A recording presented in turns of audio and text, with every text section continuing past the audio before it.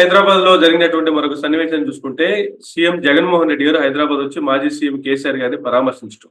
అంటే ఒక పక్క చెల్లిలో ఢిల్లీలో పార్టీని విలీనం చేస్తుంది కాంగ్రెస్ పార్టీలో. అది అయిన అనంతరమే ఇక్కడ జగన్మోహన్ రెడ్డి గారు కేసీఆర్ గారితో భేటీ అయ్యారు. ఈ భేటీని ఎలా చూడాలంటారు? రాజకీయ కోణంలో చూడాలా, కేవలం పరామర్శగానే చూడాలంటారా? ఒక సీనియర్ అనలిస్ట్ ఏం చెప్తారు? అసలు రాజకీయం ఏం సంబంధం లేదు. ఓడిపోయిన ఆయన వెళ్ళి ఆయన ఏం సాయం చేస్తాడు జగన్మోహన్ రెడ్డికి? జగన్మోహన్ రెడ్డి ఆయనకి ఏం సాయం చేస్తాడు? అయిపోయింది. అందుకనే కర్టసీ కాల్. ఆయన హైదరాబాద్ ఏదో పని వచ్చి ఉంటాడు, అక్కడికి వెళ్ళి కలవటం. ఒక పెద్ద మనిషి తరగా కేసీఆర్ గారు ముఖ్యమంత్రి చేశారు, ఆయన బాగా తెలిసిన వ్యక్తి. హైదరాబాద్ లో వచ్చి కర్టసీ కాల్, ఓదార్పు యాత్ర. ఓదార్పు ఓడిపోయినందుకు, ఓదార్పు జబ్బు పడినందుకు, అంతే. ఈయన ఆయనకి సలహా ఇచ్చేది లేదు, ఈయన ఆయనకి సాయం చేసేది లేదు. ఈయన అడిగేది కూడా ఏమడుగుతాడు?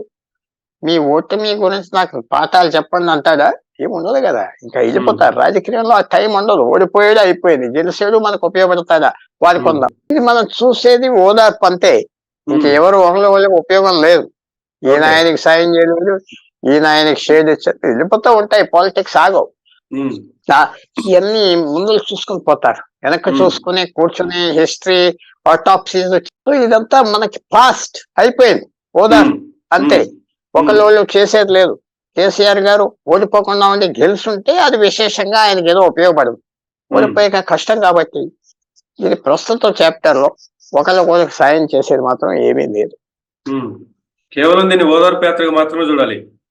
పూర్తిగా ఓదార్పు యాత్ర, కర్టసీ విజిట్. జగన్మోహన్ రెడ్డి గారు ఎలా ఓడిపోయాడో చూస్తాడు పాపం. ఈయన పరిస్థితి ఏంటి? ఓటమి పోయే రాజకీయం ఎవరు రాలేదు కదా. ఆయన ఎంత ఇబ్బంది పడ్డాడు. శరద్ పవార్ వచ్చాడా, ఉద్ధవ్ ఠాకరే వచ్చాడా, వాళ్ళందరూ వచ్చారు. ఒక అఖిలేష్ యాదవ్ చాలా సార్లు వచ్చాడు, కుమార్ స్వామి వచ్చాడు, తేజస్వి యాదవ్ వచ్చారు. అసలు ఈయన ఆరోగ్యం ఎలాగున్నదో కూడా అడగలేదు మమతా బెనర్జీ. సో అది రాజకీయంలో అలాగే ఉంటాడు.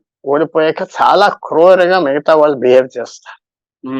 అది మనం సఫర్ అవ్వాలి, నేర్చుకోవాలి, బాధపడాలి, అనుభవించాలి, బయటికి రావాలి. Thank you sir. Thank you very much sir.